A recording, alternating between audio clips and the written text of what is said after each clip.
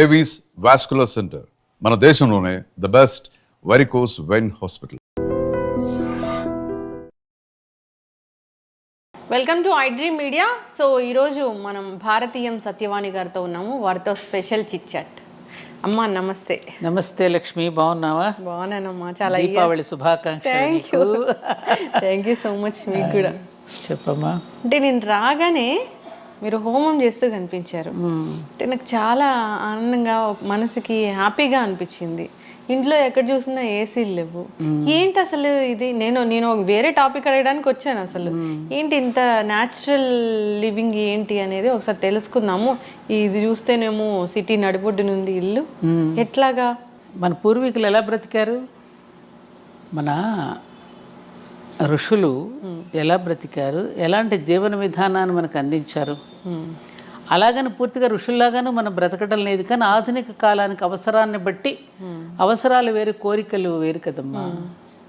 అవసరాలకు సరిపడా ఉన్నప్పుడు ఇంకెందుకు కోరికల్ని పెంచుకుని అవి ఇవి పెంచుకుని మళ్ళీ దాని తర్వాత మనమే కష్టపడి మళ్ళీ తీసుకెళ్ళి రోడ్ల మీద బారేసి వాళ్ళని చూస్తూ ఉంటాను. రోడ్ల మీద ఎక్కడ చూసినా సోఫా సెట్లు వాడేసి పారేసిన తర్వాత నిండిపోతున్నాయి. ఆ డంపింగ్ యార్డ్ తీసుకొచ్చి అంతా మన గుడి దగ్గర పారేస్తున్నారు. కొనడం ఎందుకు, అలా పారేయడం ఎందుకు? ప్రకృతికి మనం ఎంత నష్టం చేకూరుస్తున్నాం. కాబట్టి ప్రకృతిని ప్రేమించాలంటే ప్రకృతికి అనుగుణంగా మనం నడుచుకున్నప్పుడే కదా. ఇవాళ మనం వదులుతూ ఉన్నటువంటి కర్బన ఉద్గారాలని రోజు పేపర్లో రాస్తున్నారు, గ్లోబల్ వార్మింగ్ అని. దానివల్లనే కదా ఈ మధ్యన వస్తున్నటువంటి ఫ్లడ్స్ అవనండి, అకాల వర్షాలు కానివ్వండి, రకరకాలుగా చవి చూస్తున్నాం కదా. ఋతుపవనాలన్నీ కూడా గతులు తప్పుతున్నాయి కదా. ఎందుకని మానవ ధర్మం గతి తప్పుతోంది కాబట్టి, ప్రకృతికి అనుగుణంగా మనం నడుచుకోవడం లేదు కాబట్టి. అందుకని మనకి మనంగా ఉన్నంతలో మనం ఒక్కళ్ళమే ఆచరిస్తే సరిపోతుందా అని మనం అనుకోకుండా, కనీసం ముందు మనం చెప్పే ముందు మనం కూడా కొంతవరకు ఆచరించాలి అనేటటువంటి నేపథ్యం మాది. అందుకని ఎక్కువగా ఆడంబరాలకి పోకుండా, ఏ ఇంటికి వెళ్ళినా ఆత్మీయత కనిపిస్తుందా, ఆడంబరం కనిపిస్తుందా? ఇవాళ ఆడంబరమే కనిపిస్తుంది. ప్రతి ఇల్లు ఒక ఎగ్జిబిషన్గా ఉంటుంది. ఒక ఇంటికి వచ్చిన అతిథులకి ఆదరణ ఇచ్చే ఇల్లుగా ఎన్ని ఉంటున్నాయి ఇప్పుడు.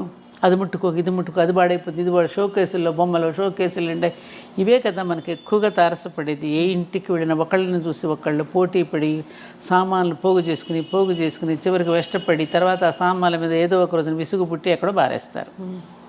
అంటే విషయలంపటాల్లో పడి ఇరుక్కుపోతున్నాం మనం కదా. అందుకని మనకి పెద్దలు అందించినటువంటి జ్ఞానం ఏదైతే ఉందో, సింప్లిసిటీ. అబ్దుల్ కలాం గారు మన దీనిలో నుంచి ఆయన ఏమంటారు దాన్ని, ప్రెసిడెంట్ భవన్ ఏమంటారు, ఢిల్లీలో రాష్ట్రపతి భవన్ నుంచి బయటకు వచ్చేటప్పుడు ఏం పట్టుకొచ్చారు? 4 కోట్లు, 4 పెన్నులు, 4 పుస్తకాలు. ఏ వస్తువులు ఉపయోగించుకోవాలి ఆయన. సింపుల్గా దేనికి అంటకుండా బ్రతికారు ఆయన. లాల్ బహదూర్ శాస్త్రిజీ కూడా అంతే. కాబట్టి దానిలో లెస్ లగేజ్ మోర్ కంఫర్టబుల్ అమ్మా. ఎంత లగేజ్ మనకు తక్కువ ఉంటే అంత కంఫర్ట్గా ఉంటాం. కానీ ఇప్పుడు అట్లా ఉండలేకపోతున్నామే. అదే చెప్తున్నాక కోరికలు పెంచుకోవడంతో, పెంచుకున్నది ఏమైనా రోజు రోజుకి. అందుకని అమ్మవారి నామంలో ఉంటుంది చూడు, మనోరూపేక్ష కోదండ పంచ తన్మాత్ర సాయక. చెరుకుగడతో పోల్చారు. అమ్మవారు చేతిలో ఉన్న చెరుకుగడని మన మనసుతో పోల్చారు. అక్కడ మన మనసుకు చూడు, చెరుకుగడకి కడుపులు ఎలా ఉంటాయో, ఒక్కొక్క కడుపు దగ్గరికి వచ్చేసరికి ఒక్కొక్క రుచి ఉంటుంది. వాళ్ళు ఏదో మామూలు టీవీ కొనుక్కుందాం, అది సరిపోలేదని మళ్ళీ పెద్ద ఇంచెస్, మళ్ళీ హోమ్ థియేటర్, రకరకాలుగా మనం కోరికలు పెంచుకుంటూ బంధించబడుతున్నామా లేదా? అవును. అందుకని అక్కడ ముడి వేసి ఉంటుంది, అక్కడ చెరుకుగడ దగ్గర కూడా. ఆ బంధింపబడుతున్నాడు. కోరికలు పెంచుకున్న కొద్దీ బయటికి వెళ్ళిన అమ్మ బీరువా తాళం వేసానో లేదా, ఇంటి తాళాలు వేసానో లేదా, ఎవరైనా వచ్చేమని పట్టు, ఇదే ఉంటుంది మనకి. బంధింపబడుతున్నాగా. అది ఏమీ లేనప్పుడు, అన్నీ వదులుచుకుంటూ ఉన్నప్పుడు దేనికి బంధింపబడంగా ఉన్నంతలో హాయిగా తృప్తిగా బ్రతకగలగడం అనేది మన జీవన విధానం. అందుకే పాల్ బ్రంటను భారతదేశం చూడాలని వస్తూ ఉన్నప్పుడు అక్కడ ఎవరో చెప్పాడు టైంకి, నువ్వు భారతదేశాన్ని చూడాలి అని అనుకుంటే కలకత్తాలోను, హైదరాబాద్లోను, చెన్నైలోను, ఢిల్లీలో కాదు, యోగుల కుటీరాలకు వెళ్ళి చూడు, భారతదేశం ఏంటో నీకు అర్థమవుతుంది అన్నట్టు. అంటే మనది భోగభూమి కాదు, మనది యోగ భూమి. ఇప్పుడు మారిపోయింది, అయితే మొత్తానికి మారిపోయింది కదా.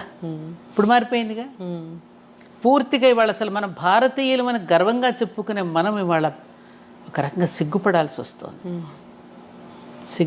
వస్తుంది, బాధ కలుగుతోంది. ఊరికే గొప్పలు చెప్పుకుంటున్నాం, సారే జహాన్ అచ్చా, మేరా భారత్ మహాన్, చెప్పుకుంటున్నాం, కానీ ఎలా ఉంటున్నాం? ఇవాళ నిజంగా నేను చూస్తున్నాను, రీసెంట్గా నేను వెళ్ళి చూసి వచ్చినప్పుడు నాకు తెలిసింది ఏంటంటే పాశ్చాత్యులు ఎంత చెడిపోలేదమ్మా. వాళ్ళ విధానాలు చాలా బాగుంది. చక్క చూసిన వాళ్ళని చక్క అందంగా పలకరిస్తారు. ఎవరైనా you're so pretty, you're so beauty, how are you అంటూ చక్క పలకరిస్తున్నారు. మే హెల్ప్ యూ అని అడుగుతారు. చక్క చిరునవ్వుతో నవ్వుతూ ఉంటారు అందరినీ. ఇక్కడ అలాంటివి వాళ్ళు ఒక కమిట్మెంట్తో పని చేస్తారు, సమయపాలన పాటిస్తారు. మరి అవన్నీ ఉన్నాయి, అవి ఎందుకు నేర్చుకోమను? ఎవరైనా కొంచెం హైక్ వెళ్తుంటే వాళ్ళని ఎట్లా మనం దింపాలని చూస్తూ ఉంటాం ఇక్కడ కదా మ్యామ్. బాగా అంటే అమ్మా, బ్రిటిష్ వాళ్ళు అంతకుముందు ఇంకా ఎవరెవరు వచ్చి పరిపాలించిన వాళ్ళంతా వదిలిపెట్టినవన్నీ కూడా అంటుకట్టుకున్నాం వాటినే మనం అనుసరిస్తున్నాం. వాళ్ళ కళ్ళజోళ్ళని చూస్తున్నాం, వాళ్ళు ధరించినవి మనం కూడా ధరిస్తున్నాం. కాబట్టి మన భావజాలంలో దారిద్ర్యం ఏర్పడింది. భావదారిద్ర్యం అంటారు. అది బాగా వచ్చేసి ఆనాడు తెల్లవాడు నల్లవాడిని పీడిస్తే ఇవాళ భారతీయుడిని పీడించుకుంటున్నాడు. ఎవరో మనల్ని ఇచ్చేసారని అన్ని మతాల వాళ్ళు తిట్టుకుంటాం, కానీ మనకి మనమే ద్రోహం చేసుకుంటున్నాం. మన ధర్మాన్ని మనమే నాశనం చేసుకుంటూ ఎవరో వస్తున్నారని చెప్పి అనవసరపు ఆవేశపు రెచ్చిపోవడాలు, కేకలేయడాలు మొదలైంది. మనకి మనమే, ఎవరూ కాదు. అమ్మ, మీరు అన్నట్లుగానే చూస్తే ఈ మధ్యకాలంలో ఏదైనా ఫంక్షన్లు జరిగితే ఆడంబరాలు, షోకులు ఇవే ఎక్కువయ్యాయి, కానీ ఆప్యాయంగా పలకరించుకోవడం ఎక్కడా లేదు. అందులో కూడా ఫంక్షన్స్లో కూడా దూరంగా ఉన్న వాళ్ళు, అసలు రిలేటివ్స్ కాని వాళ్ళైనా ఏదో మాట వరుసకైనా పిలుస్తున్నారు, కానీ దగ్గర వాళ్ళు పేదవాళ్ళు అయితే వాళ్ళని పిలిచిన పరిస్థితులు ఎక్కడా కనపడట్లేదు. అది అవమానం చాలా. అంటే ఒక ఎగ్జిబిషన్ లాగా ఒక షో ఆఫ్ అయిపోయిందమ్మా. ఆప్యాయతలకి ఏనాడో తిలోదకాలు ఇచ్చేసేసారు. ఒకప్పుడు వివాహాలు జరిగిన బంధువుల ఇంట్లో ఒక నెల రోజుల ముందుగా వచ్చి ఒక సరసాలు ఆడుకుంటూ పిండి వంట, మా అందరి పెళ్ళిళ్ళప్పుడు మేము చూసినాయి. మేనమామల భార్యలు ముందుగానే రావడం, పిండి వంటలు చేయడం, ఒడియాలు పట్టడం, ఇంటికి చక్కగా రంగులు వేసుకోవడం, తీర్చిదిద్దుకోవడం, మళ్ళీ పెళ్లి కూతురు చేయడానికి నాన్నమ్మలో, బాబాయిలో, పెదనాన్నలో మళ్ళీ తీసుకుని వెళ్ళడం. అసలు ఆ ప్రేమలో ఆ ఆప్యాయతలు ఇప్పుడు లేవు. అమ్మాయికి కూర్చోబెట్టి వెళ్ళేటప్పుడు కూడా చక్క మంచి చెడు చెప్పడం. అమ్మ, మేమందరం కూడా కొత్తగా పెళ్ళయిన తర్వాత అందరం కూడా ఆటుపోట్లు ఎదుర్కొన్న వాళ్ళమే.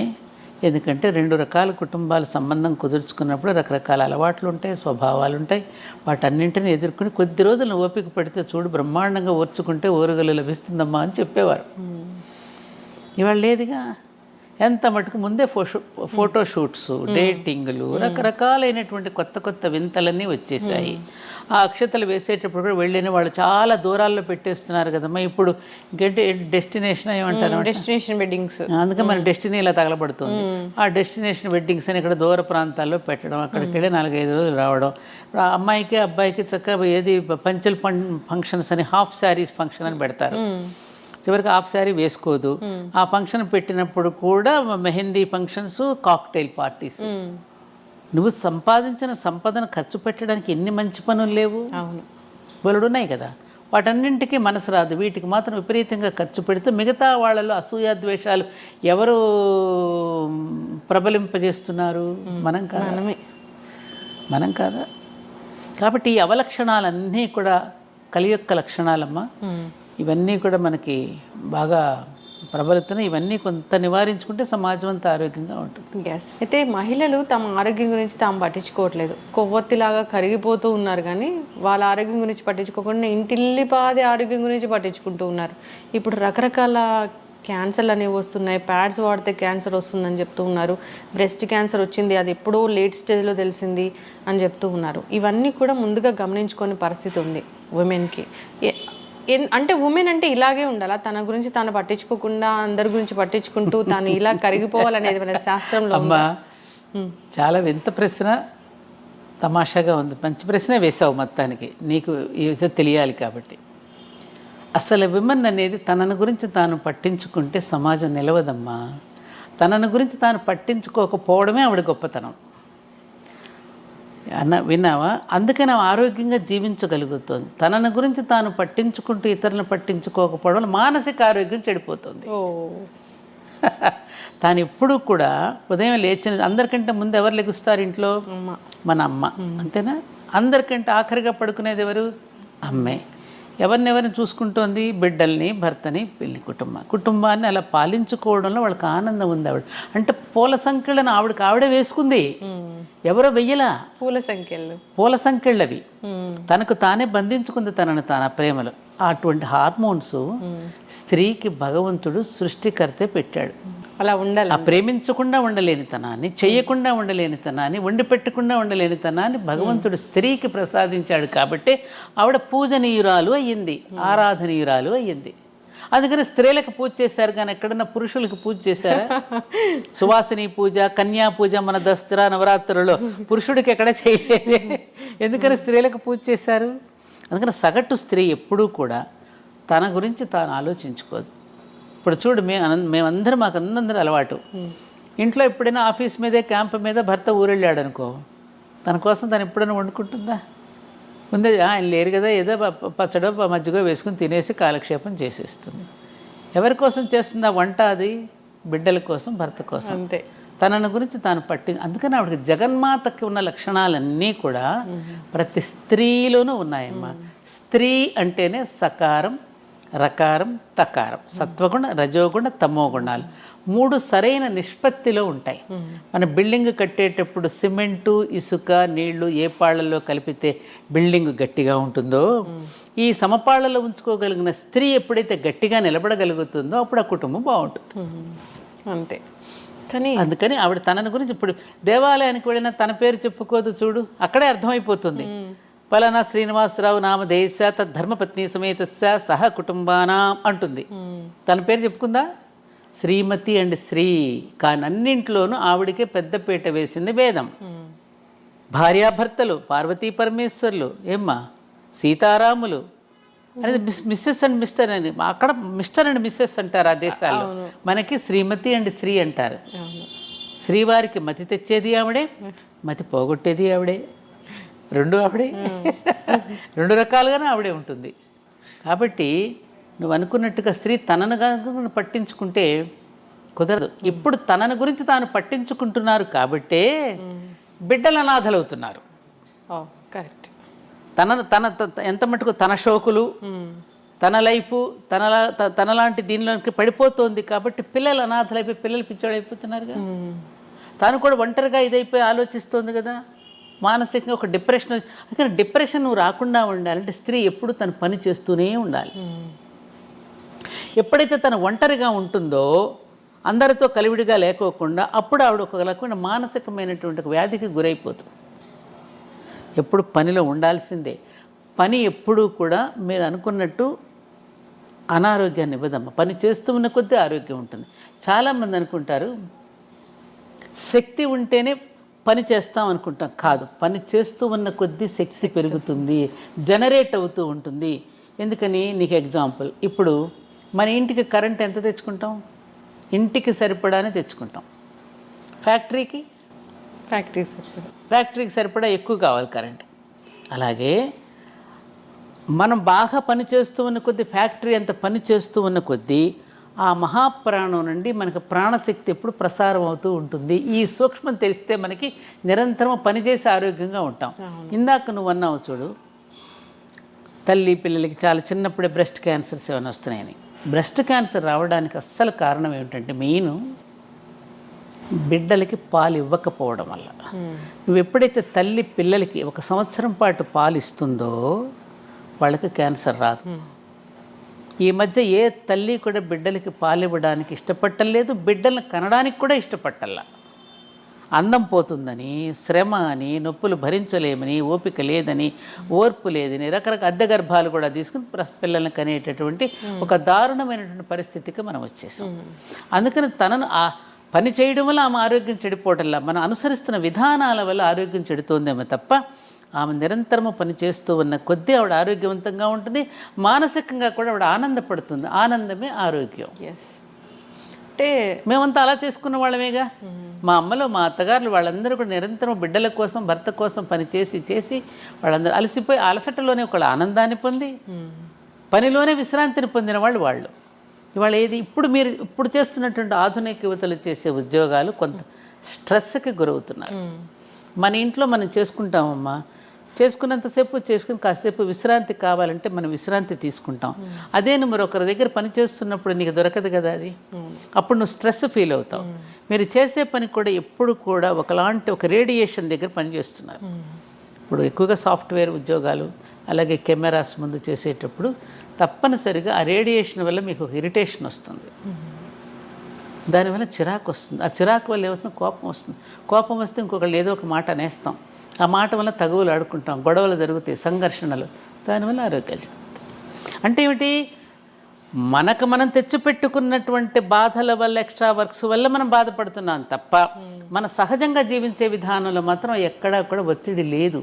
కానీ ఇలా అవసరం కదా, ఏం అవసరం, జాబులు చేయాల్సిన పరిస్థితి అవసరం కదా. ఎలా అవసరం అంటావు, ఎలా? ఈ ఈ కల్చర్ మారిపోయింది. ఖచ్చితంగా అందరితో పాటు మనం వెళ్ళాలి. సో అంటే వెళ్ళకపోతే ఏమవుతుంది, అందరితో పాటు వెళ్ళకపోతే వెక్కిరిస్తారా, మనం ఆర్థికంగా స్థిరంగా ఉండలేము, ఆర్థికంగా దృఢంగా ఉండలేము. ఇందాక నేను చెప్పాను చూడము, ఆర్థికంగా స్థిరంగా అంటే ఒకప్పుడు పురుషుడు సంపాదించి బయట పని చేసుకుని వస్తే స్త్రీ ఇంట్లో కష్టపడేది. ఆయన వచ్చేసరికి ఇంట్లో కష్టపడేది. ఈ రెండు ఆయన బయట కష్టపడితే ఇప్పుడు ఇంట్లో కష్టపడిన కుటుంబాలన్నీ ప్రశాంతంగా వెళ్ళిపోయాయి. ఇప్పుడు ఎప్పుడైతే ఇద్దరం కష్టపడదాం బయటకు వెళ్ళిపోయానని అనుకున్నప్పుడు ఏమవుతుంది, పిల్లలు నలిగిపోతున్నారు. అవునా కదా, అవునా కదా. మరి పిల్లల్ని స్కూలుకు పంపాలి. మరి ఇంటా బయట కూడా నెగ్గుకు రాగలిగిన సామర్థ్యం ఎంతమందికి ఉంటుంది? బయటకు వెళ్తే కొన్ని అవమానాలు ఉంటాయి, ఆఫీస్కి వెళ్తే. పైగా ఆడపిల్లలకి బయటికి వెళ్ళినప్పుడు రకరకాలైనటువంటి అవమానాలు ఉంటాయి, రకరకాల సమస్యలు ఉంటాయి, సమాజం రకరకాలుగా చూస్తుంది, రకరకాలుగా దాడులు ఉంటాయి. నేను నోరు విప్పి చెప్పనక్కర్లేదు మీకు ఇవన్నీ. వీటన్నింటి ఒత్తిడుల వల్ల ఇంటికి వచ్చి కాన్సన్ట్రేట్ చేసి ఇంట్లోనూ పని చేయలేదు, బయటకు వెళ్తేనేమో ఇంట్లో పిల్లలు ఏం చేస్తున్నారు, పాపం తిన్నారు, ఇవన్నీ ఆలోచనలు ఉంటాయి. అప్పుడు మానసికంగా ఒత్తిడికి గురవుతుంది. ఎందుకంత ఒత్తిడికి గురవ్వాలి? ఉన్నంతలోనే తృప్తిగా బ్రతుకుదామండి అనేటువంటి రోజులు పోయాయి. ఇప్పుడు మనం ఉన్నంతలోనే తృప్తిగా బ్రతుకుదామండి. తలంబరాలు పోసుకునేటప్పుడు అదేగా ఒప్పందం చేసుకున్నాం మనం. మీరు తెచ్చిన సంపాదనలో వివేకంతో ఖర్చు పెట్టుకుని ఇద్దరం హాయిగా బ్రతుకుదామని వెంటనే తలంబరాలు పోసుకుని ఒప్పందం కుదుర్చుకున్నారు పెళ్ళినాడు. మళ్ళీ ఇద్దరం సంపాదించాలి, ఇద్దరు ఎందుకు బయటికి వెళ్ళాలి? ఇవాళ చూడు, ఇద్దరు సంపాదించాలనుకుని ఇప్పుడు ఐటీలో చేస్తున్నారమ్మా. నేను చూస్తున్నాను చాలా కుటుంబాలు కేసులు వస్తున్నాయి, చాలామంది దగ్గర కేసులు వస్తున్నాయి. ఇద్దరు తగులు ఆడుకోవడమే, నాది సంపాదన నీది సంపాదన. ఆ ఈవీఎంలు కట్టుకోలేక వాళ్ళతో పోటీపడి కారులు కొని మళ్ళీ బంగళాలు కొనుక్కుని రకరకాలుగా ఈవీఎంలు కట్టుకోలేక మళ్ళీ చిరాకు పడి గొడవ పడి రకరకాలుగా డైవర్స్ దాకా వెళ్ళిపోతుంది చివరికి. ఇవన్నీ వాస్తవాలా కాదా? వాస్తవం.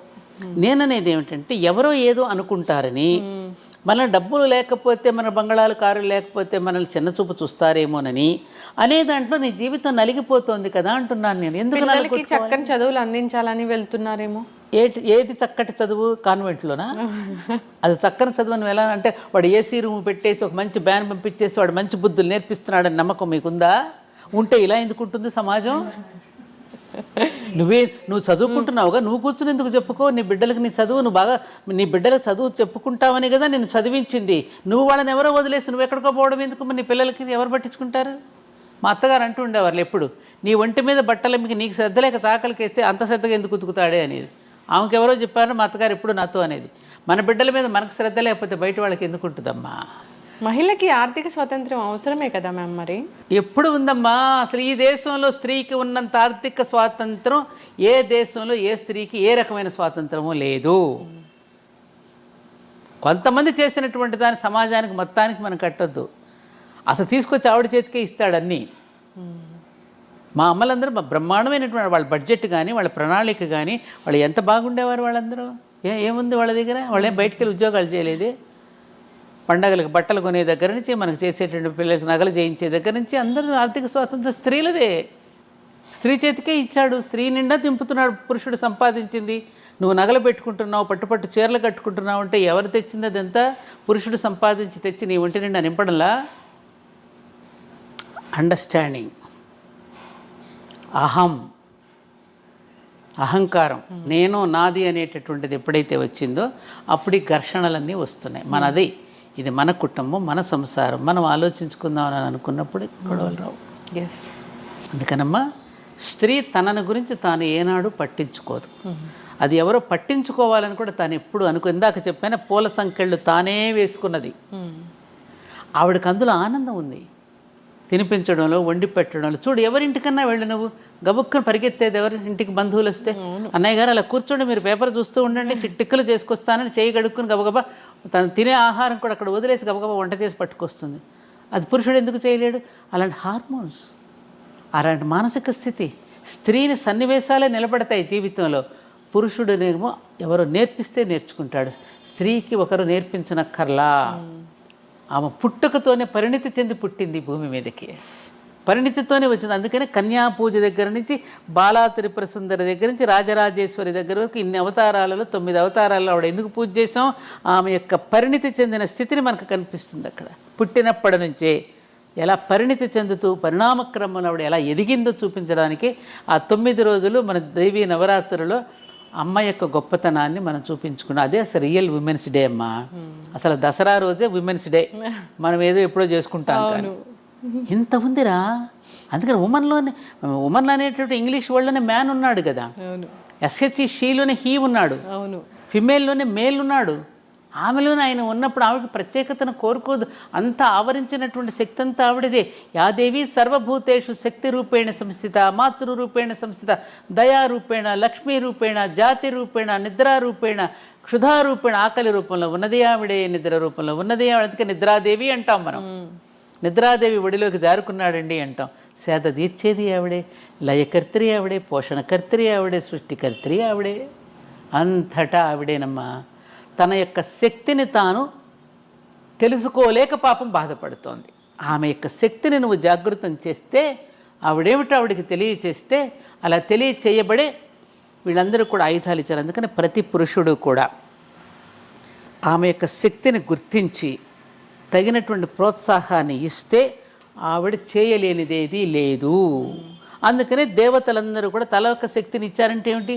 తల ఒక రకంగా ఆమెకు సహకారం అందించారు. అలాగే కుటుంబంలో భర్త కానీ, మామగారు కానీ, మరుదులు కానీ, బావగారులు కానీ, తన పిల్లలు కానీ తలొక రకంగా అమ్మకు కనుక సహకరిస్తే ఆవిడ చేయలేనిదంటూ లేదు. మన ఇంట్లో పెళ్ళిళ్ళు జరుగుతున్నప్పుడు మనం చూస్తున్నాం, అప్పటికప్పుడే మేళా మోగుతూ ఉంటుంది. అమ్మ నా పంచె ఎక్కడ పెట్టామంటాడు ఒకడు వచ్చి, అమ్మ నా లంగా ఎక్కడ పెట్టామని కూతురు అడుగుతుంది. భర్త వచ్చి ఏమి నా ప్యాంట్ ఎక్కడ పెట్టామంటాడు. హడావుడు ఉండండి, నాకు ఏమన్నా 10 చేతులు ఉన్నాయట్రా అంటుంది. ఉన్నాయి కాబట్టి నేను అడుగుతున్నావమ్మా అంటారు వాళ్ళు. అన్ని రకాలుగా అందించేస్తుంది అందరికీ కూడా. మరి ఎవరిది, ఎక్కడి నుంచి వచ్చింది శక్తి? ఆ జగన్మాతే ఆవిడ. అందుకని నేనేమంటానంటే, ఇప్పుడున్నటువంటి ఆధునిక యువతులకి వాళ్ళల్లో ఉన్నటువంటి ఆ శక్తిని ఒక్కసారి జాగృతం చేస్తే వాళ్ళు వండర్స్ చేస్తారు. వాళ్ళు సునీత విలియమ్స్ గురించి వింటున్నాం. అలాంటి సునీత విలియమ్స్ లాంటి పిల్లల్ని ఎంతోమంది వాళ్ళు ఎన్నో రకాలుగా పైలట్స్ అవుతున్నారు, అన్ని రంగాల్లో రాణిస్తున్నారు. అంటే ఆవిడ చేయలేనిదంటూ ఏమీ లేదు. కాకపోతే మన భారత స్త్రీకి ఉన్న గొప్పతనం ఏమిటంటే, ఎప్పుడు పురుషుడికి క్రెడిట్ ఇవ్వాలని కోరుకుంటుంది. అది ఆవిడ గొప్పతనం. తాను నేపథ్యం అని ఉంటుంది, పురుషుడిని ముందు నిలబడుతుంది, పురుషుడిని సమర్థుడిని చేస్తుంది, తాను వెనక ఉంటుంది. అదేమ్మా మన స్త్రీ యొక్క గొప్పతనం. ఎస్, అంత క్రెడిట్ ఇచ్చినా కానీ అక్కడక్కడ మనం చూస్తూ ఉన్నాము స్త్రీకి అవమానం జరుగుతుంది. సో మంచిగా ఉన్న రోజులు ఉంటూ ఉన్నారు, భార్యాభర్తలు చెప్పకపోతూ. అలా స్త్రీని ఎవరైనా పురుషుడు అవమానపరుస్తున్నాడు అంటే అక్కడ పెంచిన తల్లిది తప్పు. అవమానపరుస్తున్నాడు అంటే పెంపకంలో ఏదో తప్పు ఉంది. ఏ స్త్రీ అయితే పెంచుతోందో స్త్రీయే కదా, స్త్రీని అవమానపరచకూడదుగా. అవును. కాబట్టి అక్కడ మారవలసింది కూడా మళ్ళీ స్త్రీలే. పురుషుడి పట్ల బాధ్యత పడవలసింది కూడా స్త్రీయే. తయారు చేస్తున్నది నువ్వే అతడిని. కాబట్టి అతడు ఏదైనా తప్పు చేస్తున్నాడు అంటే అది ఎక్కడ మనలోనే తప్పు ఉన్నది. You have to agree. నువ్వే కదా నేర్పిస్తున్నావు పుట్టినప్పటి నుంచి వాడికి. అంటే భర్త భార్యకు విడాకులు ఇస్తే తల్లిదే తప్పు అమ్మా చెప్పాలి వాడికి. అంటే వాడిని పరివర్తన తీసుకొచ్చి మార్చాల్సింది తల్లే కదా. తల్లి తండ్రి విలువలతో పెంచాలి కదా. ఒరే తప్పురా, నువ్వు మంత్రపూర్వకంగా స్వీకరించావు ఆనాడు, తప్పు ఇలా చేయి అని చెప్పి అతనిలో పరివర్తన తెచ్చుకోవడానికి ప్రయత్నం చేయాలి తప్ప ఠకీమని చిన్న చిన్న కారణాలకి ఆ విధంగా విడిపోయి ఇవాళ వివాహాలు చేసుకోవడానికి భయపడే పరిస్థితి వచ్చింది. వివాహాలు చేసుకోమంటున్నారు. లివింగ్ టుగెదర్ అనేటువంటి ఒక దరిద్రపు కల్చర్ వచ్చేసింది. ఒకటని కాదు, 60 ఏళ్ల తర్వాత భార్యను వదిలేసి 30 ఏళ్ల యువతితో ఉంటున్న వాళ్ళని చాలా మంది చూసాము. అంటే ఆ యువతలు ఎలా వస్తున్నారు అనేది కూడా అర్థం కాని పరిస్థితి. వస్తలేదు, అదే మారిపోయింది. అంటే సమాజంలో వ్యక్తుల యొక్క మనసులో రకరకాలుగా వచ్చినవి. కాలం అదే, కాలంలో మార్పు రాలి. అందరూ కాలాన్ని నిందిస్తున్నారు. కాలం, అదే సూర్యుడు, అదే చంద్రుడు, అదే గాలి, అయ్యే పంచభూతాలు. మారింది నువ్వు. అనవసరపు కోరికలు పెంచుకుని ఒకరితో ఒకటి కంపేర్ చేసుకుని, కంపారిజన్ బాగా ఎక్కువైపోయింది. ఆ కంపారిజన్తో రకరకాలుగా వేషభాషల్లో వేసుకుంటున్నటువంటి మార్పులు మనసులో రావటల్లా. అందుకే మన భర్తృహరి లాంటి వాళ్ళు ఎటువంటి పద్యం, వాగ్భూషణం భూషణం అన్నారు. ఏవి నీకు ఆభరణాలు? మంచి గుణాలే ఆభరణాలు. ఒక మంచి మాట కానీ, ఒక చక్కగా మాట్లాడటం కానీ, పెద్దలను గౌరవించడం కానీ, చెప్పిన మాటకి వినయంగా వినడం కానీ. ఎందుకని కరువు అవుతుంది? స్కూల్ ఎడ్యుకేషన్లో చెప్పరు. మోజు పెంచుకున్నాం, మనం పరాయి భాష మీద మోజు పెంచుకున్నాం, పరాయి దేశాల మీద మోజు పెంచుకున్నాం. మనదైనటువంటి కల్చర్, మన ఋషుల యొక్క సంతానం. మనం వేరే దేశాలకి మన దేశానికి తేడా ఉంది. ఋషులు మనకి ఏదైతే చెప్పారో వాటిని మనం ఆచరించటం అనేది మన పూర్వీకుల నుంచి మనకు వచ్చింది. అదే మనం ఆచరిస్తూ వచ్చినంతకాలం జీవితాలు చాలా బాగున్నాయి. అది వద్దనుకున్నాం కదా. ఋషులు ఎవరు? వాళ్ళకే తెలియదు. రామాయణం తెలియదు, భారతం తెలియదు, భాగవతం తెలియదు, ఉపనిషత్తులు అంటే ఏమిటో తెలియవు, శతక పద్యాలంటే ఏమిటో తెలియవు, నీతి వాక్యాలంటే ఏమిటో తెలియవు. మరి ఏం చేస్తారు? నీతి వాక్యాలు తెలియనప్పుడు బూతులే మాట్లాడతారు. అవును. కనీసం నేను పిల్లల్ని క్వశ్చన్ చేస్తున్నాను, ఏం చదువుతున్నావు నాన్న? 6th అంటాడు. కనీసం వాక్యం కూడా పూర్తి చేయడు. 6th 7th అంతే. 6th క్లాస్ చదువుతున్నాను నాన్నమ్మ అని కూడా అన్నాడు. పూర్తిగా ఆ మాటకు కూడా వాడికి బద్ధకమే. ఇవి ఉన్నాయి కదా చేతిలో. పిల్లలు నేర్పారు, తప్పురా పెద్దవాళ్ళతో అలా మాట్లాడకూడదు, నిండుగా చక్కగా నమస్కారం చేసుకుని చక్కగా చెప్పాలని ఎవరు చెప్తున్నారు? పెద్దవాళ్ళు. ఇలా పోతే ముందు ముందు అసలు ఏం జరుగుతుందో. తిరగబడుతుంది, మళ్ళీ వచ్చేస్తుంది. అలా అని కంగారు పడుకు నువ్వు. తప్పకుండా మార్పు వస్తుంది. ఎవరికి వాడికి పైదాకా పోతాడమ్మ, పీక్కి ఏమీ లేదు ఇక్కడ అనుకుంటాడు, మళ్ళీ వెనక్కి కొడతాడు. అంటే మళ్ళీ బ్యాక్ టు పెవిలియన్ అనమాట. మళ్ళీ పాత రోజులకి వెళ్ళిపోవాలని. కోవిడ్ వచ్చినట్లుగా. ఇప్పుడు అమెరికాలో వెళ్ళారు, అక్కడంతా బాగా ఇదిగా ఉంది. ఇప్పుడు అక్కడి నుంచి మళ్ళీ స్వదేశానికి పోదాం అంటారు. స్వదేశానికి ఇట్లా పట్టణాల్లో ఉన్న వాళ్ళందరూ ఇరుకుని పడి ఇక్కడ ఏం బాగాలేదండి మన పల్లెటూరికి మనం పోదాం అనుకుంటారు. ఆ రోజులు వస్తాయి. నేను చెప్తున్నాను కదా, మళ్ళీ పల్లెలకు వెళ్ళిపోయే రోజులు వస్తాయి. పట్టణాల నుంచి, విదేశాల నుంచి మళ్ళీ స్వదేశానికి వచ్చే రోజులు వస్తాయి. సైకిల్ అమ్మ ఇదంతా ఒకలాంటి సృష్టి యొక్క పరిణామంలో ఇక జరగదేమో అనిపిస్తుంది, కానీ జరుగుతుంది. ఈ జరిగే దీంట్లో వచ్చేటటువంటి సన్నివేశాలను మనం సరిగ్గా అర్థం చేసుకుని మన జీవితాలను మళ్ళీ కొంచెం ప్రయత్నించేద్దాం. అనేక రకాల ప్రయత్నాలు చేస్తున్నారుగా పెద్దవాళ్ళు. తప్పకుండా వస్తుంది. మనం నిరాశపడకుండా వెళ్ళాలి. ఇన్నేళ్ళ జర్నీ మీది. అసలు మార్నింగ్ నుంచి ఈవినింగ్ వరకు అసలు మీ లైఫ్ స్టైల్ ఎలా ఉంటుంది? ఏం తింటారు? ఎన్ని గంటలు నిద్రపోతారు మీరు? నాకు ఈ మధ్యన కొంచెం కరోనా వచ్చిన తర్వాత కాస్త హెల్త్లో చిన్న మార్పులు వచ్చాయి. సడన్గా బీపీ డౌన్ అవ్వటం, పెరగడం. మెడిసిన్స్ ఏం పెద్దగా వేసుకొని మార్నింగ్ ఒక థైరాయిడ్కి ఒక 25 ట్యాబ్లెట్ మాత్రం వేసుకుంటాను, 20 mg. ఇంకా వేరే మాత్రలు ఏమీ లేవు. ఎక్కువ సమయం నేను కొంచెం ధర్మపురి క్షేత్రంలో అప్పుడప్పుడు అక్కడికి వెళ్ళి కార్యక్రమాలు నిర్వహించుకోవడం. ఎక్కడైనా విద్యార్థులు స్కూల్స్కి కాలేజెస్కి పిలిస్తే ఎక్కువగా అప్పుడు నా ప్రయాణం అంతా విద్యార్థుల మధ్యనే కదా, అలా వెళ్తూ ఉండేదాన్నమ్మా. ఎప్పుడన్నా కాసేపు కూర్చుని మాట్లాడటం, ఏదైనా మంచి మాటలు వినడం, చదువుకోవటం, ఇట్లాగే నా కాలక్షేపం. ఆహారపు అలవాట్లు చాలా సింపుల్. మార్నింగ్ ప్రొద్దున్నే లేవగానే కొంచెం పూజ, చిన్న హోమం చేసుకుంటాను.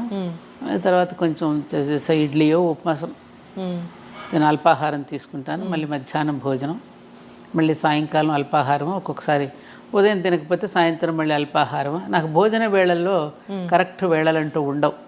అది కొంచెం ఆ డిసిప్లిన్ లేదు. ఎప్పుడెక్కడ వెళ్ళొస్తుంటాను కదమ్మా, టైం కానీ టైం. బయట ఎక్కడ తినను. ఎంత లేట్ అయినా ఇంటికి వచ్చే భోజనం చేస్తా. ఫంక్షన్స్కి వెళ్ళినా పెద్దగా భోజనం చేయను ఎక్కడ. ఇంటికే వచ్చి పెరుగన్నమో, ఆవకాయ పచ్చడి అంటే బాగా ఇష్టం. ఆవకాయ పచ్చడి, పెరుగన్నం ఇష్టపడతా. అంతే. ఎప్పుడైనా మీకు కోపం వచ్చిందా? ఎందుకు రాదు? కోపం వేరు, క్రోధం వేరురా. కోపం అనేది షార్ట్ డిసీజు, క్రోధం అనేది లాంగ్ డిసీజు. కోపం అనేది కోపం రావాలి. కోప్పడ్డారండి అని ఎందుకంటే మందలించటం రావాలి కదా. పగలు ఉండవు, పగ ఉండదు, వాళ్ళ మీద క్రోధం ఉండదు. తప్పు చేసినప్పుడు కోప్పట్టం అనేది ఉంటుందిగా, కోపం వస్తుంది అవసరానికే. అంతేగా చీటికి మాటికి కోపాలు తెచ్చుకోవడం. వీలున్నంత వరకు అందరినీ ప్రేమగా ఆదరిస్తాను, ప్రేమగా పలకరిస్తాను. ఈ కుటుంబం అంతా నాదే అనే ఫీలింగ్ నాకు ఉంటుంది, జగమంతా కుటుంబం నాదే అనేటటువంటి ఫీలింగ్తో మా అమ్మగారికి ఉండేది, నాకు కూడా అదే వచ్చింది. అందరినీ ప్రేమించే హృదయం, ప్రేమతో ఉంటాను వీలైనంత వరకు. ఎవరి మీద, ముఖ్యంగా నాకు భగవంతుడు ఇచ్చిన పెద్ద వరం, ఎవరి పట్ల నేను ఎక్కడ అసూయ చెందను. అందరూ బాగుంటే చూసి ఆనందపడుతూ ఉంటాను. ఎప్పుడు అందరినీ చూసి ఆనందపడితే ఈ కుటుంబం అంతా నాదే అనుకున్న వాళ్ళకి ఏ జబ్బులు రావు. అందుకే నాకు దీర్ఘవ్యాధులు లేవు. ఆ కరోనా ఒకటి వచ్చి ఇబ్బంది పెట్టింది కానీ ఇక వేరే జబ్బులు లేవు. ప్రస్తుతం అంతా హ్యాపీగా ఆనందంగా ఉన్నానమ్మా. ఇంటికి ఎవరో ఒకళ్ళు వస్తూ పోతూ ఉంటారు, అతిథులు అభ్యాగతులు వస్తూ ఉంటారు, వాళ్ళతో టైం గడుస్తూ ఉంటుంది. ఏదో వాళ్ళు ఏదో కష్టాలు చెప్పుకోవడానికి అప్పుడప్పుడు స్నేహితులు వాళ్ళు వస్తుంటారు. అలా రోజులు గడిచిపోతున్నాయి. ఎప్పుడైనా ఏదైనా మనసుకు బాధ కలిగించే సందర్భం ఏదైనా వచ్చిందా? అంటే అవమానించారు అని బాధపడింది ఎప్పుడైనా ఉందా? ఇంకలే ఉన్నాయి, ఉంది. ఎట్లా మర్చిపోతారు దాన్ని? మర్చిపోవాలి. ఇప్పుడు ఎవరో పెద్ద ఆయన పేరు గుర్తు రావట్లేదు. ఏమండి మనం ఆ మాటే గుర్తు చేసుకుంటా. ఇప్పుడు ఎవరైనా మన అవమానపరిచి మాట్లాడితే మళ్ళీ వాళ్ళని ఎందుకండి మీరు ఇట్లా గౌరవిస్తారని నన్ను అడుగుతారు. అవమానించిన వాళ్ళని ఎందుకు మీరు ఇట్లా గౌరవిస్తారని అడిగితే ఆయన ఒక చెప్పిన సమాధానం, చూడు కుక్క చెప్పు తింటుందని మనకు తెలుసు, కానీ ఇంటికి వస్తే దానికి చెప్పులు వేయి అన్నమే పెడతాం కదా. అది గుర్తు చేసుకుంటా.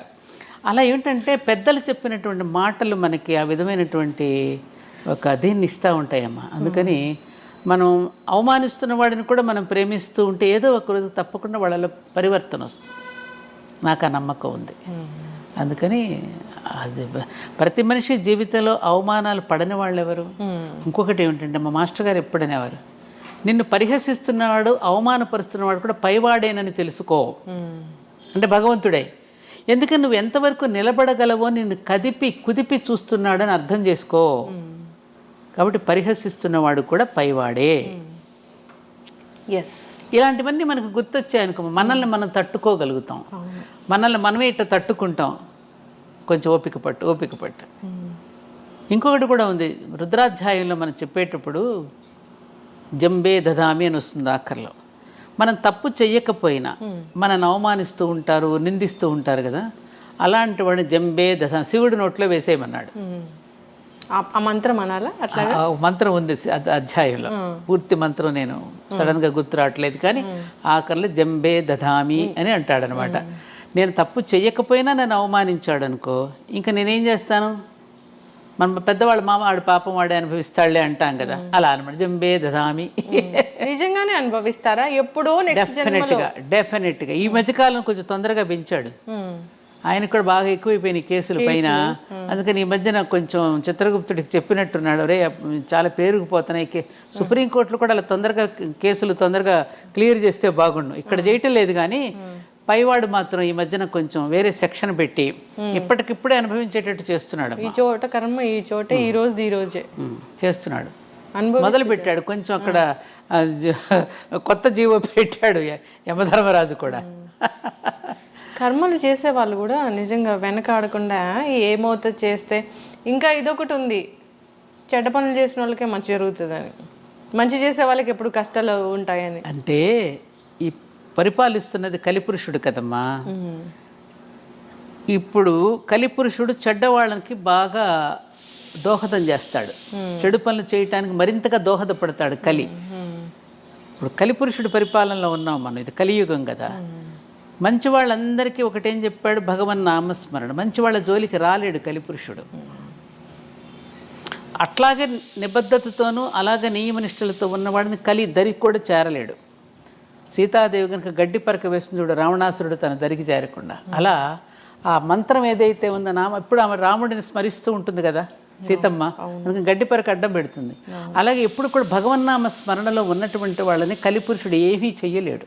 అందుకని కలవు కేశవ కీర్తన, కలియుగంలో ఒక భగవన్నామ స్మరణ ఒక్కటే శరణ్యం మనకి. అలాంటి భగవన్నామ స్మరణలోనూ భగవత్ సేవలో ఉన్న వాళ్ళని కలి దరికి చేరలేడు. అందుకని అలా మంచి వాళ్ళందరికీ భగవంతుడు ఉంటాడు. కాబట్టి దయచేసి మనం ఎక్కడా కూడా నిభాయించుకునే ఉండాలి తప్ప చెదిరిపోయి అయ్యో వాళ్ళలాగా కూడా మనం అయిపోతేనే బ్రతకగలమని అనుకోకూడదు. ఇప్పుడు మీకు ఎగ్జాంపుల్, కౌరవుల పక్షాన ఎంతమంది ఉన్నారు? సైన్యమంతా నారాయణ సేన దగ్గర మొత్తం కౌరవుల పక్షానేగా ఉంది.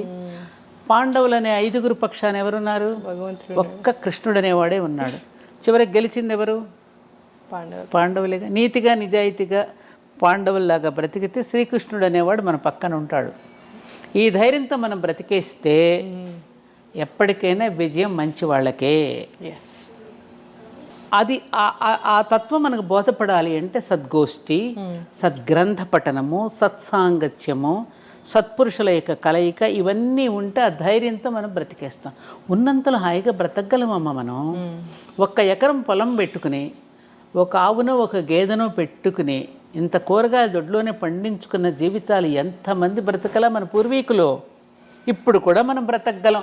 పల్లెలన్నీ వదిలేసి వచ్చేసాం, పొలాలన్నీ ఎవరికో ఇచ్చేసాం, పొలాలన్నీ ప్లాట్లు వేసేస్తున్నారు, పాటలు పడుతున్నారు. మరి మన జీవన విధానం మార్చుకోకుండా కష్టాలు ఎవరో పెడతాం ఏంటమ్మా? కష్టాలు మనకు మనం తెచ్చుకుంటున్నాం తల్లి. తృప్తి అనేది మన జీవితాలకి లేకపోవడం వల్ల వస్తున్న తిప్పలే ఇవన్నీ.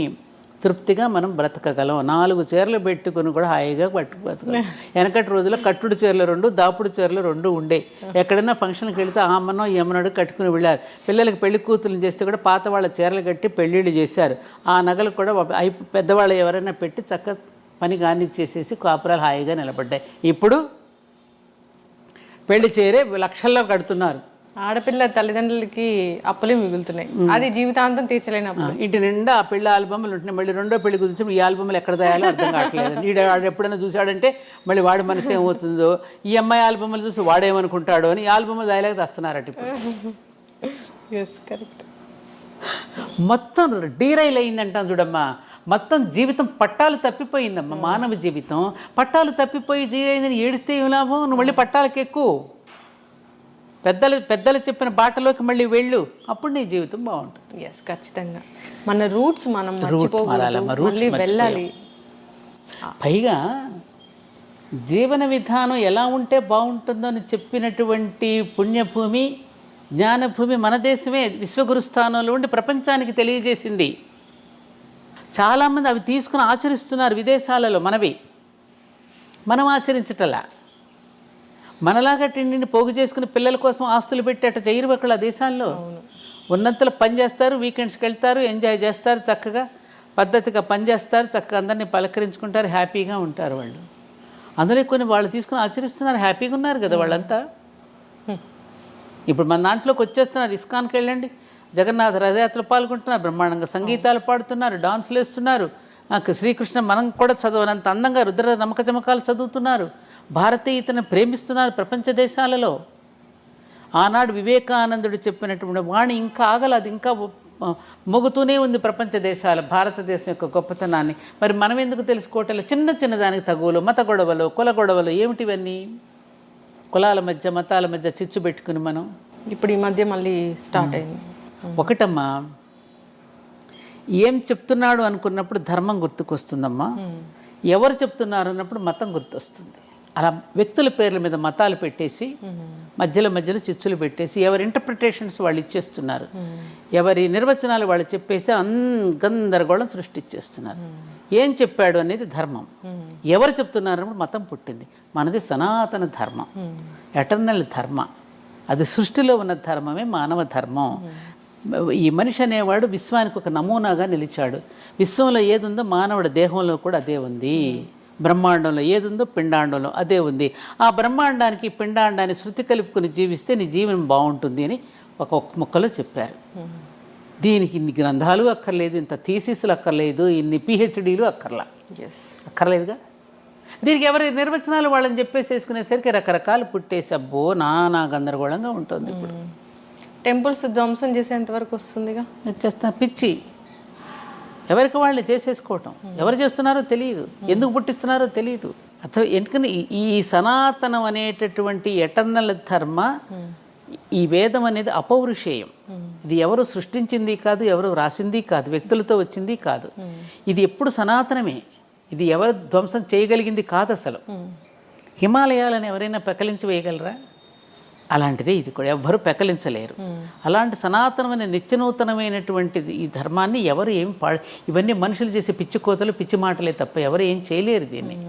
అటు నుంచి ప్రపంచం మొత్తం ఇటువైపుకు చూస్తోంది. ఇప్పుడు ఇక్కడ మనం కొట్టుకుంటున్నాం, ఈ సమయంలో వాళ్ళు మనల్ని దీంటి మనమందరం అటు వెళ్ళి ఇదే నేను అమెరికా వెళ్ళినప్పుడు ప్రిన్స్టన్ యూనివర్సిటీ, ఐన్స్టీన్ అక్కడే కదా, ప్రిన్స్టన్ యూనివర్సిటీకి ప్రొఫెసర్ డాక్టర్ బిఎం గుప్తా గారు వెళ్ళినప్పుడు ఐన్స్టీన్ కలవడానికి వెళ్ళాట. ఐన్స్టీన్ కలవడానికి వెళ్ళినప్పుడు ఐన్స్టీన్ ఈయన్ని సంస్కృత భాషలో ఆహ్వానించాడు. ఆహ్వానిస్తున్నప్పుడు పాపం ఈయనకి ప్రతిస్పందన చెప్పలేకపోయాడు సంస్కృతంలో. ఆయన ఆశ్చర్యపోయి భారతదేశంలో నుంచి సంస్కృతానికి మూలమైనటువంటి భారతదేశం వచ్చినటువంటి మీరు సంస్కృతంలో మాట్లాడలేకపోవడం ఏమిటి? రండి, నా లైబ్రరీలో అన్ని సంస్కృత గ్రంథాలు ఏమున్నాయి, భగవద్గీత ఉంది, వాటిని బట్టే కదా నేను ఇవన్నీ కూడా కనుగొనగలిగానని అన్నాడట. అట్లా ఇవాళ ప్రపంచ దేశాలన్నీ కూడా భారతదేశాన్ని కొనియాడుతూ మేము అన్ని సనాతన ధర్మమైన గ్రంథాల నుంచి తీసుకునే బాగుపడ్డామని వాళ్ళే చెప్తున్నప్పుడు మరి మనం ఇక్కడ ఇలా కొట్టుకుంటుంటే ఎలా ఉంటుంది? అవును. న్యూటన్ ఏమన్నాడు? నేను నా పూర్వీకుల భుజాల మీద నుంచే నేను అంత దూరం చూడగలిగాను అన్నాడు. ఇవి మన పిల్లలకి అటువంటి ప్రేరణని ఇవ్వాలమ్మా. అనవసరపు ఈ చదువుల్లో కూడా తీసేయవలసిన కలుపు మొక్కలు చాలా ఉన్నాయి. ఆ కలుపు మొక్కలన్నీ ఏరేస్తేనే ఈ విద్యార్థి అనే వృక్షం బాగా ఎదుగుతుంది. ఆ విద్యార్థి అనేటటువంటి మొక్కను ఎదగాలి అంటే ఆ చుట్టూ వేసే ఎరువు ఎటువంటిదై ఉండాలి? మంచి ఆలోచనలు, జాతీయ భావన, దైవభక్తి, ఇవన్నీ పెంపొందించకపోతే ఏమవుతుంది? విద్యార్థి దశలోనే వాడికి మతద్వేషమో కులద్వేషమో రేపెత్తిస్తున్నారు. అది చెప్పకపోతే ఇది ఎక్కువైపోతుందిగా. మరి వీటిని గురించి మనం ఎందుకు పెద్దలైనటువంటి వాళ్ళు, విద్యావేత్తలు, మేధావులు పట్టించుకోవాలి కదా, ఇవన్నీ చేంజ్ రావాలి అసలు. అందుకనే నేను విద్యార్థి లోకంలో ఎక్కువగా గడపడానికి ఇష్టపడతాను లక్ష్మి. ఎందుకంటే ఆ వయసులో కనుక పిల్లలకి కనుక మనం మనసులో కనుక ముద్ర వేస్తే జీవితంలో ఎప్పటికీ మర్చిపోలేరు వాళ్ళు. ఎస్, అక్కడి నుంచే మనం మొదలవ్వాలి. మాకు చిన్నప్పుడు అదే కదా బీజం పడింది. అవును. 1వ తరగతి నుంచే మాకు పలకా బలపం తీసుకున్న ఈ అని రాసినప్పుడే ఆ అమ్మ, ఆ ఆవు, ఈ ఇల్లు, ఈ ఈశ్వరుడు, అక్కడే ధర్మార్థ కామ మోక్షాలకు ప్రతీకలే ఆ ఈ. ఓకే. ఆ అంటే అమ్మ ధర్మం, ఆ అంటే ఆవు జ్ఞానం, ఈ అంటే ఇల్లు కామం. అర్థం అంటే కదా, ఆవు ఉంటేనే కదా మనకు అర్థం, డబ్బులు వచ్చేది, సంపదనిచ్చేది ఆవే కదా. ఈ ఇల్లు అంటే అక్కడి నుంచే కదా మన కామ్యకర్మలని చేసేది, ఇంటి దగ్గర నుంచే కదా. తర్వాత ఈ అంటే ఈశ్వరుడు, మోక్షం ఇచ్చేది ఈశ్వరుడు. ఈ భావనతో మనం మొట్టమొదటి విద్యాభ్యాసం అక్కడి నుంచి మొదలు పెట్టించారు. A for apple, B for bread వచ్చేసింది కదమ్మా. అవును. ఏ యాపిల్ తినడం, బ్రెడ్, సి క్యాట్, డాగ్, మరి వీటితో నేర్పించేసేస్తే తిండి కోసమే ఉద్యోగం అనేటటువంటి, చదువు అనేటటువంటి బ్రెడ్ అండ్ బటర్ అంటారు, బ్రెడ్ అండ్ బటర్ కోసమే చదువుతున్నాం అనేది వచ్చేసింది. కాబట్టి వాళ్ళెవరో అంటగట్టి వెళ్ళిపోయినటువంటి వాటిని ఎప్పటికైనా తుడిచిపెట్టి మనదైనటువంటి విధానం, మన ఋషులు ఏదైతే ఇచ్చారో ఆ విధానాన్ని మనం అనుసరించి ఇకనైనా మనం మారితే, ఇకనైనా మారుదాం, యుగం మారుతుంది. అంటే మనం మారుదాం, యుగం మారుతుంది. ఖచ్చితంగా మార్పు అనేది. సాదాగా జీవిద్దాం, ఉన్నతంగా ఆలోచిద్దాం. అందరం యోగులు కానక్కర్లా, నిరుపయోగులు కాకుండా ఉంటే చాలు అనేది మన ఎజెండా. ఎస్, ఖచ్చితంగా మ్యామ్. చివరిగా ఒక ప్రశ్న, అంటే ఇప్పుడు ఉన్న ఆహారపు అలవాట్లు చూస్తే పిజ్జా, బర్గర్, మొత్తం జంక్ ఫుడ్, లేదా ఆన్లైన్ ఆర్డర్లో మిడ్ నైట్ బిర్యానీలు అన్నీ తింటూ ఉన్నారు. అసలు వీటన్నిటిని చూస్తే ఏమనిపిస్తుంది మీ మనసులో? ఇప్పుడు పిల్లలు తల్లిదండ్రుల మీద తిరగబడుతున్నారు, ఉద్రేకాలు. వాళ్ళకి వెంటనే ఇన్స్టెంట్గా వాళ్ళకి ఇవ్వకపోతే పేరెంట్స్ని తిట్టడము, పేరెంట్స్ మీద తిరగబట్టని చూస్తున్నాగా. అవును. కారణం ఏమిటి? ఎవరో చేసినటువంటి పదార్థాలు, రకరకాల ఆలోచనలతో చేసినటువంటి వంటకాలు, తినకూడనటువంటి ఎప్పుడెప్పుడో నిలవ ఉన్న పదార్థాలు, బ్యాక్టీరియా ఇచ్చిన పదార్థాలు అర్ధరాత్రి పూట తింటున్నారు. అర్ధరాత్రి ఎవరు తింటారు? రాక్షసులు తింటారు, నిశాచరులు అంటారు. అప్పుడు రాక్షసులు సంచరించేటటువంటి సమయం. అప్పుడు తీసుకునేటువంటి ఆహారం ఏమవుతుంది? మన ఆహారం, తినే ఆహారం మన మనసుకు చేరుతుంది. మనం తినే ఆహారం మనసుకు కూడా చేరుతుంది. సంబంధం ఉంది మనసుకి తినే ఆహారానికి. అందుకని మనం తినే ఆహారాల వల్ల మన ఉచ్చారణలో దోషాలు వస్తాయి, భావనలో దోషాలు ఉంటాయి, ప్రవర్తనలో దోషాలు కూడా ఉంటాయి. అందుకని మన పూర్వీకుల ఆహారపు వేళ యుక్తాహార విహారస్య అని భగవద్గీతలో చెప్పినట్టు ఆహార విహారాదులలో కూడా ఎటువంటి జాగ్రత్తలు వహించాలో శ్రీకృష్ణుడు భగవద్గీతలో చెప్పాడు కదా. మరి చెప్పినప్పుడు రోజు వింటున్నాం కదా, ఆ భగవద్గీతను ఎవరైనా చచ్చిపోయినప్పుడు పెట్టి వింటున్నాము. మరి అందులో ఉన్నటువంటి దీనిని మనం ఎవరైనా తల్లిదండ్రులు చెప్పాలి కదా. తల్లిదండ్రులు చెప్తే పిల్లలు వింటలేదండి అంటే వినకపోవడానికి కారణం ఏమిటి? ఏ పిల్లల లంచ్, నాకు టీచర్స్ చెప్తారు, నేను స్కూల్స్కి వెళ్తాను, ఏ పిల్లల లంచ్ బాక్స్ చూసేసినా ఏంటంటారు దాన్నమ్మా, మ్యాగీయా, నూడిల్స్, నూడిల్స్ ఇట్లాంటివే తప్ప మన సంప్రదాయపు వంటకాలు ఏ లంచ్ బాక్స్లోనూ ఉండవండి అంటే ఒక టీచర్ ఒక స్కూల్కి వెళ్ళినప్పుడు చూపించింది నాకు. తినట్లేదు. మాకు చిన్నప్పుడు పెరుగన్నము, పచ్చడి, వెన్న పూస పెట్టేవారు. వెన్న దేనికి? ఇంద్రియాలను నిగ్రహిస్తుంది. శ్రీకృష్ణుడు వెన్న దొంగిలించాడు ఎందుకు? ఆయన అస్కలిత బ్రహ్మచారి. వెన్న తినడం వల్ల మన ఇంద్రియ నిగ్రహం ఉంటుంది. వెన్నకు అంతటి గొప్ప శక్తి ఉంది వెన్నకి. అట్లా తినేవాళ్ళం. చద్ది అన్నంలో ఎన్ని పోషక విలువలు ఉంటాయో రాజీవ్ దీక్షిత్ గారు 2 గంటల ఉపన్యాసం చెప్పాడు ఆయన. అట్లా తిని పెరిగిన వాళ్ళమే. మరి ఇవాళ పిల్లలకి ఎటువంటి ఆహారం పెడుతున్నాం, ఆహారాన్ని బట్టి వాళ్ళకి లక్షణాలు వస్తున్నాయమ్మా. అందుకని ఈ స్విగ్గీలు, జొమాటోలు ఎప్పుడెప్పుడు తీసుకొచ్చి నిలవ పెడుతున్నారు. ఈ మధ్యన చూస్తున్నాం రకరకాల, ఎందుకంటే రోజు రోజుకి అదే ఆర్డర్ ఇస్తూ ఉంటే ప్రొడక్షన్ కూడా తగ్గినప్పుడు వేరే వేరే కుక్క మాంసాలు కలపచ్చు. ఏ మాంసాలు కలుపుతున్నా మనకు తెలియదు కదా. ఇక భగవంతుడికి పెడుతున్నప్పుడు ఇక వీళ్ళకి పెట్టడంలో ఇంక దోషం ఏముంటుంది? కరెక్ట్. ఆలోచించండి. వాడిది వ్యాపార దృష్టి, అమ్మది ప్రేమ దృష్టి. అమ్మ ఇచ్చే కాఫీకి హోటల్ వాడిచ్చే కాఫీకి తేడా లేదు. హోటల్ వాడిది వ్యాపార దృష్టితో ఇస్తాడు కాఫీ నీకు. అమ్మ ఇచ్చే కాఫీ కానీ, అమ్మ ఇచ్చే పాలు కానీ, అమ్మ పెట్టే అన్నంలో ప్రేమ ఉంటుంది. ఆ ప్రేమతో పెట్టిన అన్నం వలన నీకు ఆరోగ్యం ఉంటుంది, నీ ఆలోచనలో కూడా ఉంటుంది. అమ్మ ఏ ఆలోచనలతో వంట చేస్తుందో ఆలోచనలు అన్నంలో కూడా ఉంటాయి. ఇది కథ ఉన్నది మనకి. ఇది సైన్స్ అమ్మా. అందుకనే పిల్లలు, నేనదే ఇప్పుడు ఉద్యోగాల కోసం మీరు పోతున్నారు, పిల్లలకి ఎవరు వంట చేసి పెట్టమంటున్నారు. నీకున్న ప్రేమ ఆయాకి ఎందుకు ఉంటుందమ్మా? ఆయా ఎందుకు పెడుతుంది? వాడి నోట్లో పెట్టకుండా తన నోట్లో పెట్టుకుంటుంది. దేనికి సంపాదన? ఎవరి కోసం? ఆ పిల్ల అడిగింది కదా, పని మనిషి మీద, అమ్మ నువ్వు తాళాలు పని మనిషికి ఇచ్చేళ్ళు, బంగారం పని మనిషికి ఇచ్చే, నేను స్కూల్ నుంచి వచ్చేసరికి ఫంక్షన్కి వస్తానంటే తాళాలను బంగారం పని మనిషికి ఎట్లా ఇస్తాను, నీకేం బుద్ధి లేదా అని అడిగితే తల్లిని, మరి అయితే నన్ను ఎందుకు నాయా కప్పకిచ్చి వెళ్తున్నావు అంటే ఆ బంగారం కూడా విలువ లేదన్నా నేను. మంచి క్వశ్చన్. అవునా కదా? ఇప్పుడు వాళ్ళు ఆయాలకి ఇస్తున్నారు, రేపు వీళ్ళని ఓల్డ్ ఏజ్ హోమ్స్లో వేస్తున్నారు. తప్పలేదు కదా. అదే ఇందాకన్నా కర్మఫలం ఉంటుంది. నువ్వు స్కూల్లో కుక్కేసేసి నువ్వు ఎప్పుడైతే ఆయాలకు అప్పచెప్పావో నేను పెద్ద అయినా తీసుకెళ్ళి ఓల్డ్ ఏజ్ హోమ్లో పెడతారు. తప్పేముంది? వాళ్ళదేం తప్పలేదుగా. అయ్యా ఎందుకు నీకు ఈ గొయ్యి అంటే, తాతకు తీసిన గొయ్య నీకు తీయాలి కదయ్యా. తాత మనోడు సినిమా అనుకుంటాయి. These are realities. కరెక్ట్. యద్భావం తద్భావం. మనం ఎలా ఉన్నాం వాళ్ళు ఎలా ఉంటారు. కర్మ సిద్ధాంతం. యాక్షన్కి రియాక్షన్ ఉంటుంది కదమ్మా.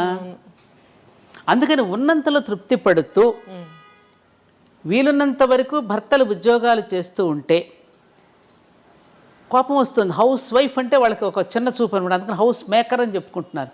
హౌస్ వైఫ్ గృహలక్ష్మి లాంటి గొప్ప ఉద్యోగం ఇంకోటి లేదమ్మా. గృహలక్ష్మి అంటే అంతటి ఉద్యోగం మరొక ఉద్యోగం కాదు. గృహలక్ష్మి కాకుండా నేనేదో బయటకు వెళ్ళిపోతున్న వాళ్ళందరూ కొన్ని వందల మంది వచ్చి కష్టాలు చెప్పుకుంటున్నారు. మరి ఎలా? నీకు తెలియదే ఉంది ఏమ్మా. అందుకని మనం మారదాం. మనం తృప్తిగా బ్రతకగలిగినప్పుడు ఈ ఇబ్బందులు ఉండవు. అందుకని కలియుగంలో అందరూ కష్టాలు పడుతున్నారు స్వామి, ఈ కష్టాలు తీరడానికి ఏదైనా ఉపాయం చెప్పండి అని నారద మహర్షి వెళ్ళి శ్రీమన్నారాయణని అడుగుతాడు. అడిగితే సత్యనారాయణ స్వామి వ్రతం చేయమంటాడు. సత్యనారాయణ స్వామి అని వేరేవాడు లేడు కదా. సత్యమే నారాయణ స్వరూపము. అందుకని సత్యవ్రతాన్ని ఆచరించమనవయ్యా, కష్టాలు ఉండవని చెప్పాడు ఆయన. అంటే నిజాలు మాట్లాడాలి. ఏంట సత్యవ్రతం? అందుకని ఆ కథలో ఎవరిని పెట్టాడు? ఒక బ్రాహ్మణుడు ఉంటాడు, ఒక వైశ్యుడు ఉంటాడు, ఒక రాజు ఉంటాడు, ఒక కట్టెలు కొట్టుకుని శూద్రుడు. అంటే 4 వర్ణాలు ఇవి, కులం కాదు. బ్రాహ్మణ అంటే శిక్షణ, క్షత్రియ అంటే రక్షణ, వైశ్య అంటే పోషణ, శూద్ర అంటే పరిచర్య, శ్రమశక్తి. ఈ 4 కనుక కమిట్మెంట్తో పని చేస్తే కష్టాలు ఉండవు. జ్ఞానాన్ని బోధించవలసిన బ్రాహ్మణుడు జ్ఞానాన్ని బోధిస్తూ, సమాజాన్ని రక్షించవలసిన క్షాత్రశక్తి సమాజాన్ని రక్షిస్తూ, ధనాన్ని సమానంగా పంపిణీ చేయవలసిన వైశ్యుడు సమానంగా రేట్లు ఎక్కువ వేయకుండా సమానంగా పంపిణీ చేసేటటువంటి ధనశక్తి, అలాగే తన శరీరంతో శ్రమతో సమాజాన్ని సేవించుకునే శ్రమశక్తి, ఈ 4 భాగాలు సమాజానికి 4 అంగాలు. ఈ 4 భాగాలు కమిట్మెంట్తో సత్యంతో పనిచేస్తే కష్టాలు ఉండవు నాయన, ఈ మాట చెప్పమని దాన్ని వ్రతంగా స్వీకరించమని చెప్పాడు ఆయన. దాన్ని ఏం చేసాం మనం? తీర్థానికి ప్రసాదానికి ముడిపెట్టి, తీర్థం తీసుకోకపోతే పాపం వస్తుందని, ప్రసాదం తీసుకోకపోతే ఓడ మునిగిపోయినట్టు మన కొంప మునిగిపోతుందని, ఇలాంటి కథలు చెప్పి కథకి కొబ్బరికాయ కొట్టి కథకి హారతులు ఇచ్చేసి ఓవర్ యాక్షన్ చేసేసి ఏమ్మా దాని అసలు పదార్థం మర్చిపోయి నేను కొత్తగా గృహప్రవేశం చేసుకుంటున్నావురా, ఈ ఇంటికి వచ్చిన వాళ్ళని ఆదరించడం, గౌరవించడం, వచ్చినటువంటి అతిథ్యాగతులను సేవించుకుంటూ ఎలా ఉండాలో వ్రతం చేయించాడు. కొత్తగా పెళ్ళైన వాళ్ళు కూడా నీ దాంపత్య జీవితం ఇలా ఉండాలమ్మా, దాంపత్య జీవితాన్ని ఇలా చక్కగా నిర్వహించుకోవాలని చెప్పి ఈ 2 వేళల్లో మన సత్యనారాయణ స్వామి వ్రతాన్ని తప్పకుండా ఎందుకు పెట్టారు? సత్యాన్ని వ్రతంగా స్వీకరించి నీ గృహస్థాశ్రమ ధర్మాన్ని చక్కగా నిర్వర్తించు అని చెప్పడానికి మనకు ఆ వ్రతం చేయిస్తే చివరికి ఏమైంది? దక్షిణలు, తాంబూలాలు, కొబ్బరికాయలు కొట్టడాలు, హారతులు ఇవ్వడాలతో సరిపెట్టి తీర్థప్రసాదాలకు ముడిపెట్టేసి అసలు తంతంతా పోయింది, ఇది మిగిలింది. ఏమంటావు? అవును, అంటే ఈ పూజలు ఇలాంటివి చేసి మన మొక్కులు తీరాలంటే తీరవా? ఎడ తీరుతాయి? ఎలా తీరుతాయి? రాంగ్ నెంబర్ పెట్టాయి అంటాడు అక్కడ. నువ్వు చేసేదోటి నువ్వు చెప్పేదోటి, నీ మొక్కుకి ఎందుకు రాంగ్ నెంబర్ అని పెట్టేయమంటాడు. బాగా తపస్సు చేసిన కోరకూడని కోరావనుకో, తదాస్తు ఇచ్చాను పోరా అంటాడు. తపస్సు చేశాడు కదా, ఎవరిక తను చేసినట్టు చెడ్డ కోరిక వాడికి శాపం అయ్యేటట్టు చేశాడు. అవును, అది ఉందిగా. మనం తెలివైన వాళ్ళైతే సమాజ హితం కోసం చేసి తపస్సు చేసిన వాళ్ళు కొందరున్నారు, సమాజాన్ని నాశనం చేయడానికి చేసే తపస్సులు ఉన్నారు. సమాజాన్ని నాశనం చేసే తపస్సులన్నీ వాళ్ళే నాశనం అయిపోయారు. సమాజ హితం కోసం తపస్సు చేసిన ఋషులందరూ కూడా చరిత్రలో నిలిచిపోయారు, మనకు జీవన విధానాన్ని అందించి వెళ్ళారు వాళ్ళు. అందుకని ప్రతినిత్యము ప్రాతస్మరణీయులమ్మ వాళ్ళు. ఉదయం లేచిన దగ్గర నుంచి రాత్రి పడుకోబోయేంత వరకు మన దినచర్యని దేవుని చర్యగా మార్చుకోవడం ఎట్లాగో నేర్పి ఒక విధానాన్ని, ఒక బాటను వేసిన మన మహర్షులు ఉన్నారే, వాళ్ళకి ప్రతిరోజు ఉదయం నేను నమస్కరించుకుంటాను. సప్తఋషులకి ఎంత జ్ఞానం, ఎంత ఇచ్చారమ్మా మనకి, ఎంత ఇచ్చారమ్మా, ఎంత ఎంత ఎంత ప్రతి పండుగ దినాల్లో కూడా మనకి ఎంత అద్భుతమైన సందేశాన్ని ఇచ్చారు. నువ్వు చెడిపోకుండా ఉండడానికి సంవత్సర కాలం కూడా సంవత్సర పురుషుడు గానాన్ని మనకి వినిపించి, ప్రతిరోజు నువ్వు చెడిపోకుండా పట్టాలు తప్పకుండా పండుగల రూపంలో నీ చేత ఆచరింపజేసి పుణ్యం అనే అకౌంట్ను నువ్వు బ్యాంకులో దాచుకోవడానికి ఎంత శరీరాలను కాల్చుకుని వాళ్ళందరూ ఎన్ని ఇచ్చారమ్మా మనకి. వాళ్ళ రుణం తీర్చుకోవద్దు మనం? ఇలా కొట్టుకోమనా, ఇలా తిట్టుకోమనా మనం వాళ్ళు నేర్పింది మనకి? ఆలోచించాలి. నేను రాగానే దీపావళి శుభాకాంక్షలు చెప్పారు మీరు దివాళీని ఎలా జరుపుకుంటారు? దివాళీ పండుగ అంటే మా ఇంట్లో మాకు బాగా ఇష్టం, ఎందుకంటే వీళ్ళు ఎక్కువగా నార్త్లో ఉండొచ్చారు కదా. తప్పకుండా ఉదయం పిండి వంటలు చేసుకోవడం, చుట్టుపక్కల ఉన్న వాళ్ళందరికీ, మా అత్తగారు నేను ఉంటే రాత్రంతా ముందు రోజు రాత్రి బాగా పిండి వంటలు ఎక్కువగా చేసి ఆ కాలనీలో ఉన్న చుట్టుపక్కల అందరికీ పంచిపెట్టడం జరిగేది. ఇప్పుడు ఎవరు రావటం లేదుగా పండుగలు సామూహికంగా భోజనాలు చేయడానికి. ఇదివరకు ఇట్లాగలే ఎవరికి వారే విడిపోతున్నారు కదా, సామూహికంగా రండి అనేటువంటి పద్ధతి పోయింది. మా పల్లెల్లో ఉంటే ఆ ఉన్న కులాల వాళ్ళందరినీ భోజనానికి పిలుస్తాం. ఇది చాకలి సోదరుడు, మంగలి సోదరుడు, కమ్మ సోదరుడు, కుమ్మరి సోదరుడు అందరినీ. ఎందుకంటే ప్రతి వృత్తిలో నువ్వు సహకరిస్తున్నావు కదా ఒకరికొకరు. నేను పంట పండిస్తున్నాను, నేను పంట పండించేటప్పుడు మీరందరూ నాకు సహకరిస్తున్నారు, కాబట్టి అందరం కలిసి భోజనం చేద్దాం రండి. అన్ని కులాల వాళ్ళు వచ్చి భోజనం చేస్తే ఆ వండిన పిండి వంటలు అందరం కలిసి భోజనం చేసే విధానం మనకు పండుగల్లో ఉండేది. ఇప్పుడు రాజకీయ నాయకులు వచ్చిన తర్వాత ఈ రాగద్వేషాలు పెంచేశారు కదా అందరిలో. ఎర్షెడ్ వాళ్ళకి పెరిగాక ఎవరికి వాళ్ళే మేము రామని భోజనాలకు ఎవరు రావట్లా ఇప్పుడు. అలా అయిపోయింది ఇప్పుడు. కాబట్టి ఇంక సాయంకాలం అయ్యేసరికి దీపాలు వెలిగించుకోవడం. ముఖ్యంగా దీపాలు వెలిగించేటప్పుడు మేము చేసేది ఏమిటంటే, మనకి జీవితంలో మనం ఎదుగుతూ ఉన్న కొద్దీ మనకి సహాయం చేసేవాళ్ళు ఉంటారు. మన తాతగారులు, మన అమ్మమ్మలు, నాన్నమ్మలు, మనకి ఎవరెవరైతే మనకి ప్రేమగా చూశారో, మనకి జీవితంలో మనకి ఉద్యోగంలో కానీ సద్యోగంలో కానీ ఏదైనా ఒక వ్యాపారం కానీ ఏదో ఒక రూపంలో మనకు సహకరించే వాళ్ళు ఉంటారు. ఆ సహకరించినటువంటి వాళ్ళ కృతజ్ఞతలు చెప్పుకుంటూ వాళ్ళ పేరుతో ఒక దీపం పెడతా నేను. ఇది పలానా వారికి నాకు ఈ సహకరించారు కాబట్టి వారి పేరు మీద ఈ దీపం అని వారికి నమస్కారం చేసుకో. దాన్ని బలివైశ్వ దీపం అంటారు. ఉంది మనకి ఇది. ముందు రోజున పెడతారు, బలి దీపాలను పెడతారు. ఆ చనిపోయిన వాళ్ళందరినీ గుర్తు చేసుకుంటూ వాళ్ళ పేరు మీద ఒక దీపం వెలిగించుకోవడం, అలా దీపాలు పెట్టుకోవడం. ఇంకా సాయంకాలం పిల్లలంతా వస్తే అందరం కలిసి కాసేపు ఏదో చిన్న చిన్న టపాకాయలు వెలిగించుకొని, దీపాలు వెలిగించుకొని అందరం కలిసి భోజనం చేయడం. ఇంతకన్నా ఎస్, అందరు కూడా అలాగే చేసుకోవాలని ఎవరైనా అంతే కదా వచ్చేసి పెద్ద పెద్ద సౌండ్లు పెద్ద పెద్ద అబ్బా వద్దమ్మా అది ఆ శబ్ద కాలుష్యం అనేది చాలా ప్రమాదకరం. నేను చెప్పినా కూడా వినడం లేదు. మొన్న కూడా మా దేవాలయంలో వద్దు బాబు మీరు చెప్తే వినండిరా బాబు అంటే అంత పెద్ద పెద్ద బాంబులు ఆ మహిషాసురుడి దహనానికి.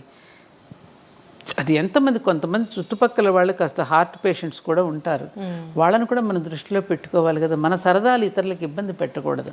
చెప్పినా వినే స్థితిలో లేరు. నేను ఎన్ని చెప్పినా మనం తీసుకొచ్చి అన్ని బాంబులు పెట్టేశారు.